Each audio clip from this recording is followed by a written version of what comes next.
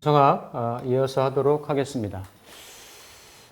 지난 시간에 내외사문법에 대해서 한번 살펴봤고요.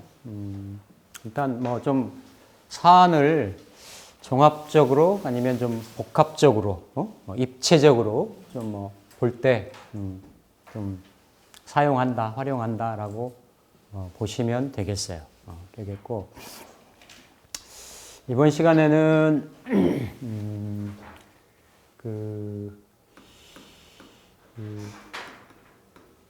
계약, 그쵸? 계약하는 거. 보통은 이제,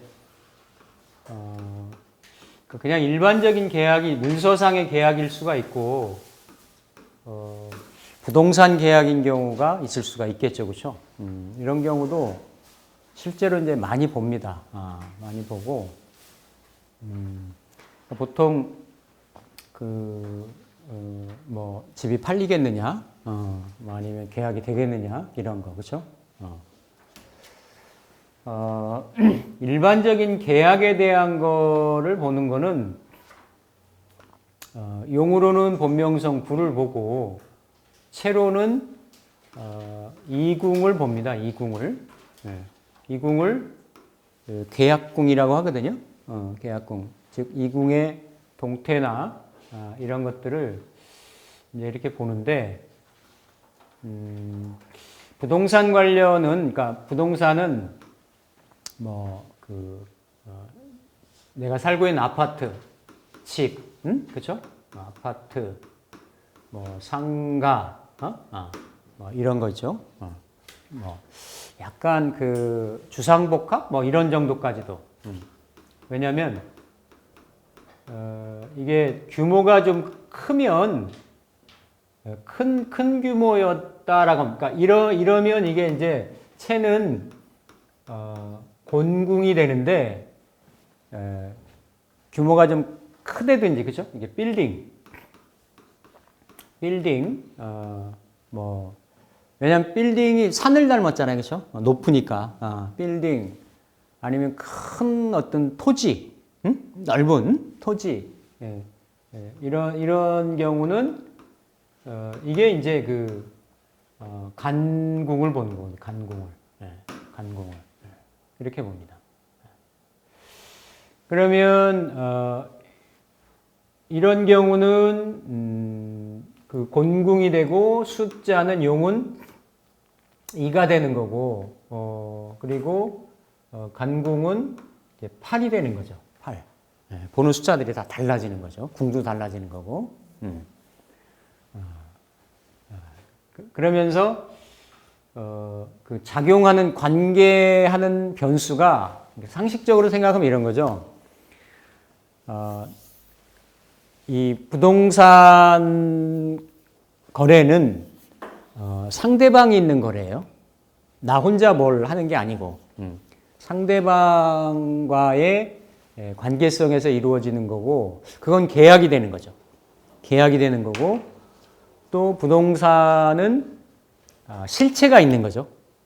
뭔가 내가 살고 있는 집, 내가 살고 있는 가게, 내가 살려고 하는 가게, 이런 실체.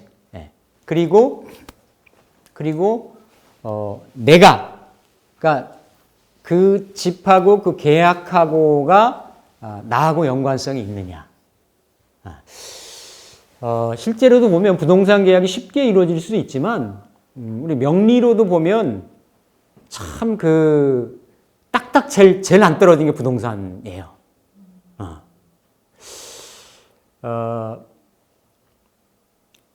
예를 들어서 제가 작년인가 재작년에 제가 아는 친구가 있는데, 이 친구가 그러니까 상가가 있었단 말이에요. 상가가. 근데 구로에도 상가가 있고, 뭐 대전에도 이렇게 오피스형 이게 있고 꽤 덩어리들이 있는 거였어요. 또 안양에도 있고, 그러면 물론 명리에서 볼 때는 뭐 인성이 움직인다든지 진술충미가 움직인다든지 형만 충만다든지 예. 이렇게 사람에 따라 가지고 다 그런 글자들이 예, 이렇게 운의 동태에 따라 가지고 바뀌는 걸 이렇게 본단 말이에요. 물론 놓여져 있는 짤에서 이거는 뭐 어디 안양커, 이건 어디 구로커, 이건 어디 뭐 이렇게 볼 수도 있겠지만 그렇게 뚜렷하게 다 모든 사람들한테 나타나는 게 아니기 때문에 신축년이었어요. 그 사람이 미를 갖고 있었는데 움직일 거다, 팔릴 거다. 근데 그 사람은 세 개를 다 내놨어. 다 내놨는데 이렇게 이제 하나는 팔리고 정리가 되고 하나는 입질만 있고 하나는 아예 아예 그냥 꽉 묶여 있는 상태가 있고 이런 거는 명리로는 디테일하게 들어가기가 쉽지가 않은 거죠. 예를 들어 부동산 A, 부동산 B, 부동산 C 이렇게 있다라고 하면 그럴 때 사실 필요한 게 점막인 거죠. 그러니까 예를 들어서 부동산이 올해 움직이는 운이다. 움직이는 운인데 그게 다 움직일 건지 그 중에 하나만 움직일 건지 입질만 하다 말 건지 이런 것들이 사실은 디테일하게 경우의 수를 좁혀가는 게 그래서 점막이 필요한 거예요, 사실은. 물론 뭐 그러니까 그거 말고도 명리가 얼마든지 이렇게 활용도가 굉장히 넓고도 크고도 그러지만 그래도 상담을 요청해서 뭔가 이렇게 궁금한 거를 해소하고 싶은 그 내담자의 입장에서는 알고 싶겠죠, 그렇죠? 해결책을 듣고 싶겠고. 근데 뭐 그걸 뭐 감에 의존할 수만 있는 것도 아니고, 그렇다고 뭐 귀신이 와서 알려주는 것도 아니고.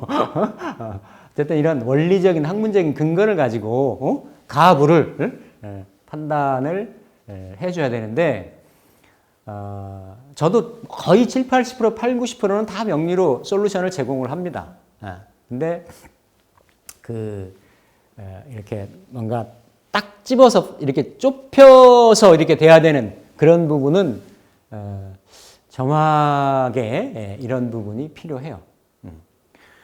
제가 뭐 방송국에서 PD한테 출연자를 딱 놓고 누가 뜨겠냐 이거야. 예를 들어서 쭉 불러주면서 심지어는 시는 몰라. 시는 몰라. 근데 이게 해보면 연월일에서 딱딱 드러나는 경우가 있어요. 보통 연예인들은 상관이 발달이 좀 돼야 되고 식신보다도 그렇죠? 지지보다는 천간에 좀 떠야 되고 운도 이렇게 받쳐줘야 되고 즉 재능도 운도 이런 구조. 아니 뭐 정관정인 이렇게 있는 사람이 연예인 하겠냐고. 아니 그렇잖아요, 그렇죠? 그런 거는 연월 일까지만 보더라도 드러난단 말이에요. 이렇게 찝어지는 경우가 있는데 모호한 경우가 있어요. 그럴 때는 점신한테 물어보는 거지.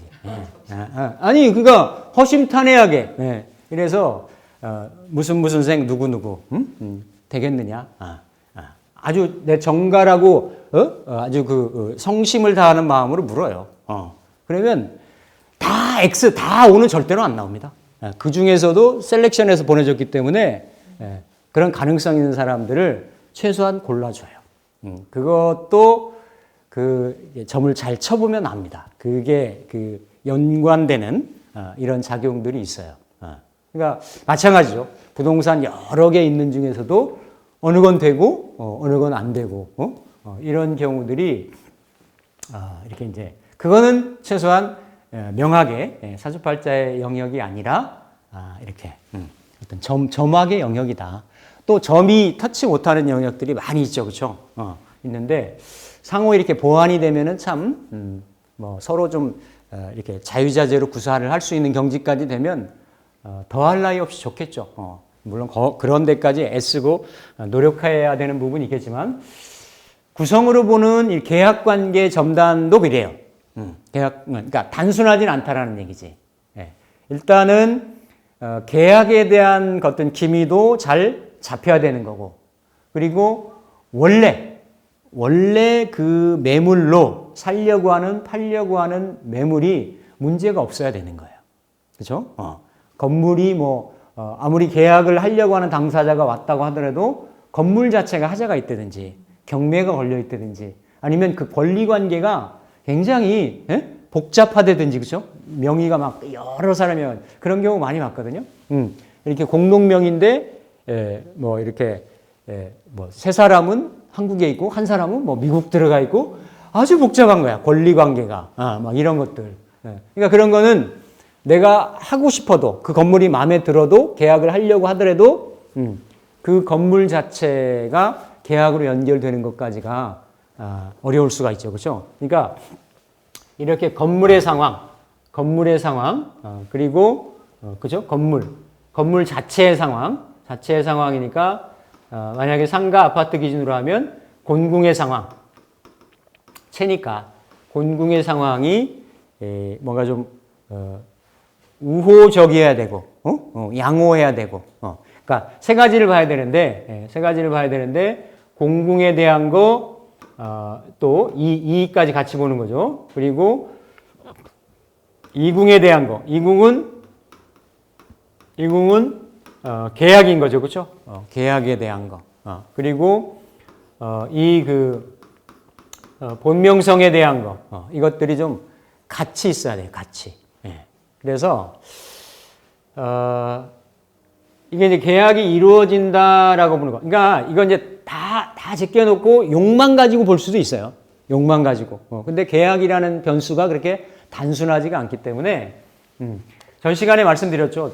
채만 보는 거. 이게 어떤 집의 어떤 가택의 온전 유무 아니면 사람의 건강, 사고, 유무, 질병 유무 이런 걸 볼 때 채만 본다라고 했는데 계약의 문제는 이런 본래 매물 또 매수하려고 하는 그 물건 자체가 되는 곤궁의 동태를 보고 또 그게 계약으로 잘 연결이 되겠는지 그러면서 본명성과의 관계성 이렇게 보는데 예를 들면 본명성이 만약에 아파트 상가인데 다 이궁하고 곤궁이 양호하면서 본명성이 곤궁에 들어가 있다. 본명성이 곤궁에 이렇게 들어가 있다. 본명성이 이렇게 곤궁에 들어가 있는 경우 있죠, 그렇죠?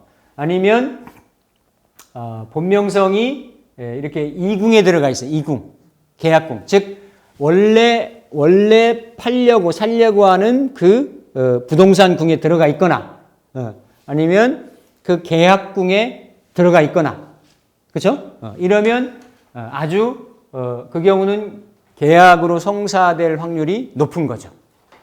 그렇죠? 그리고 본명성이 곤궁이나 이궁이 아니더라도 다른 궁에서 원궁이 양호하고 다른 궁에서 이 계약하고 만약에 진궁이었다. 본명성이 2였다. 근데 2하고 9하고 이게 진궁에서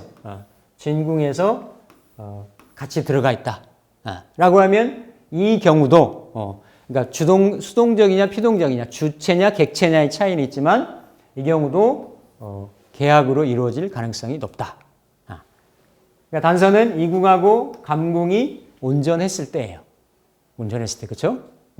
그래서 이렇게 이제 그 구분하는 방법이, 그러니까 크게 원래 내가 자체가 대상이 되는 곤궁의 동태, 그리고 그 계약의 동태, 그리고 본명성과의 작용성, 연관성 이런 것들을 좀 같이 종합적으로 이렇게 좀 판단을 해줘야 되는 그 계약 보는 것이 상당히 조금 복잡한 그런 구도가 좀 있어요.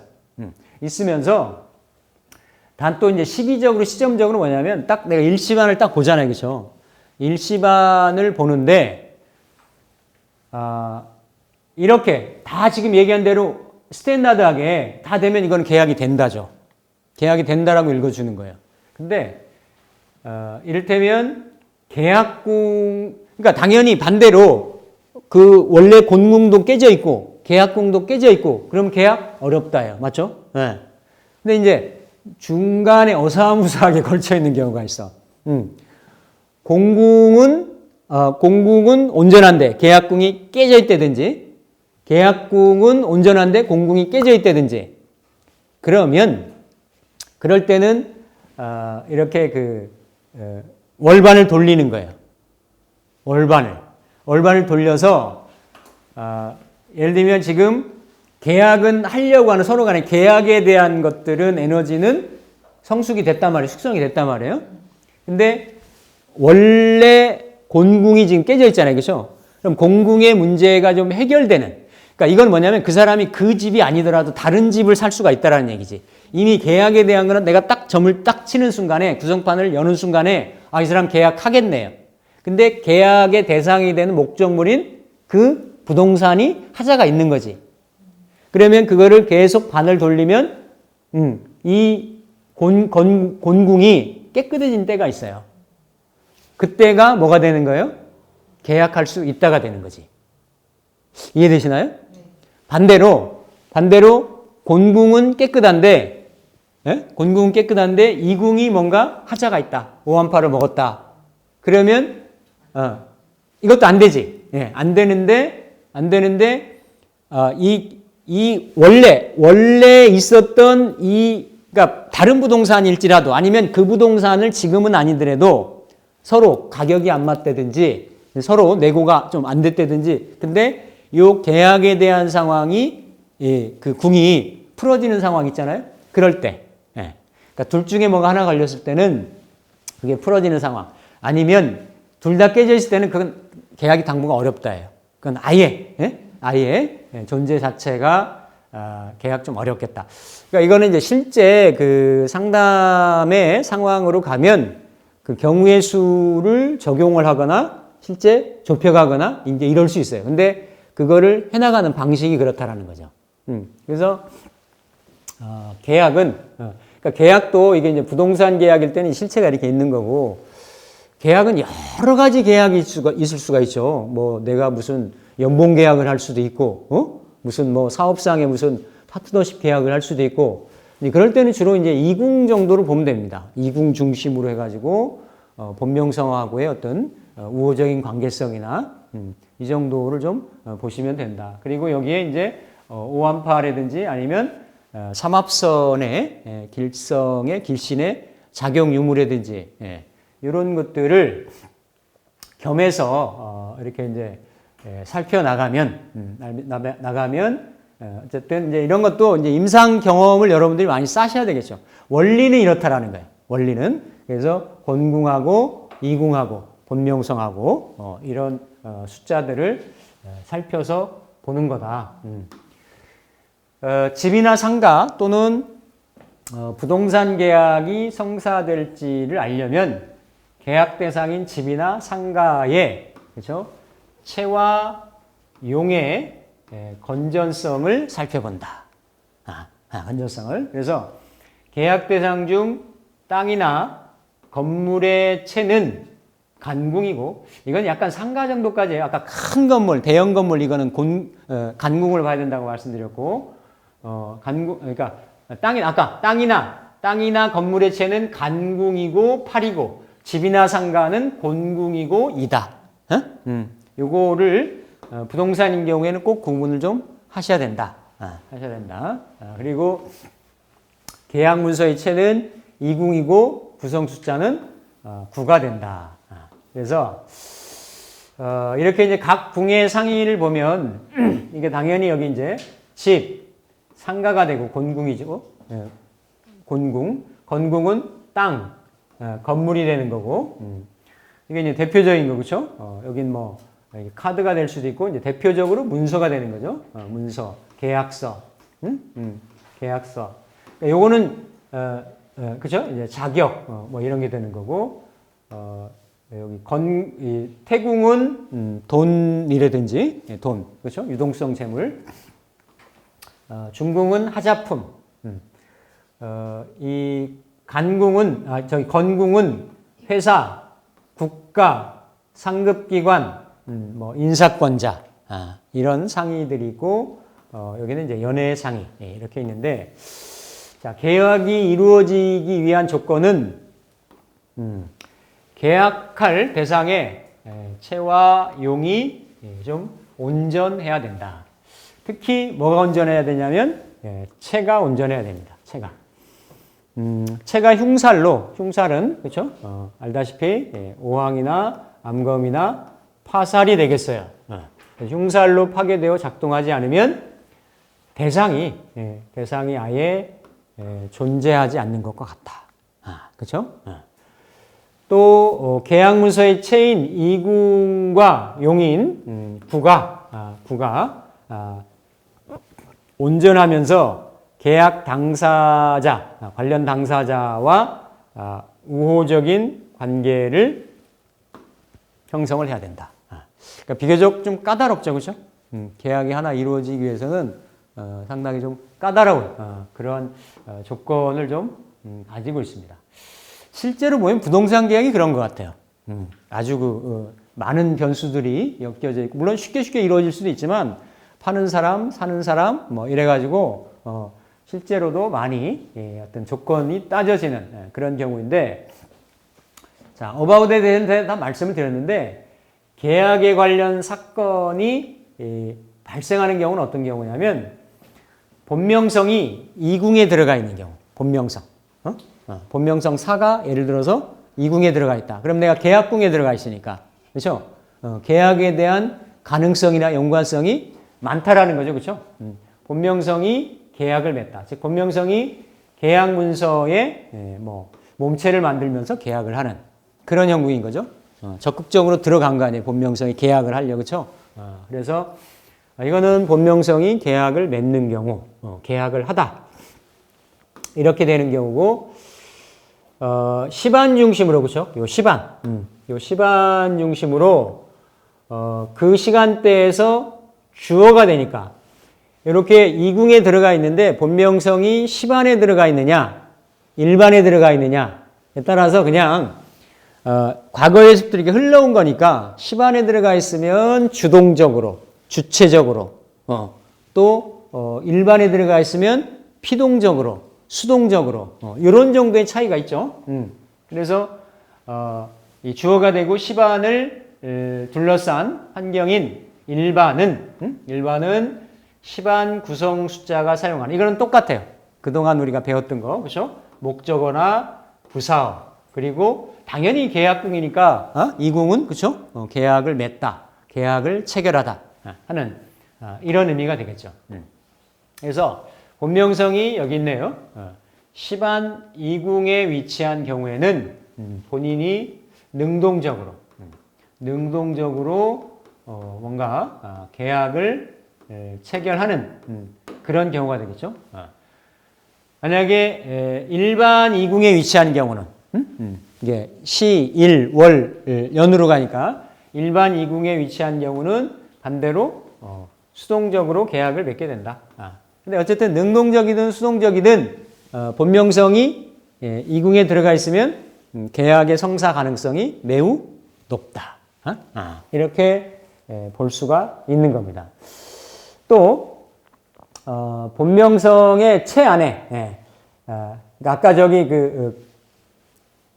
본궁이라고 얘기했는데 본명성이 2일 때 그때는 2일 때예요. 2일 때인데 체 안에 사면 사 안에 구가 들어오는 경우. 그러니까 본명성이 이궁에 들어가거나 본명성 체궁에 체 안에 구가 들어오거나 그럴 때 그러니까 본명성 체 안에 계약 문서에 용인 구가 들어오는 경우 이럴 때는 원래 체인 이궁의 상태를 반드시 봐야 된다. 그래서 원래 체가 이궁이 흉살로 파괴된 경우는 이거는 작동하지 않는 문서가 되는 거죠.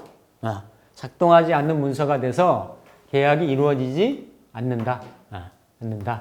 계약이 안 된다. 이렇게 볼 수가 있는 거고 반대로 이궁이 흉살로 파괴되지 않고 온전하면서 계약서가 이렇게 원궁, 본명성의 원궁에 들어왔을 때에는 계약이 성사되는 걸로. 그러니까 본명성이 이궁에 들어가거나 본명궁에 구가 들어오거나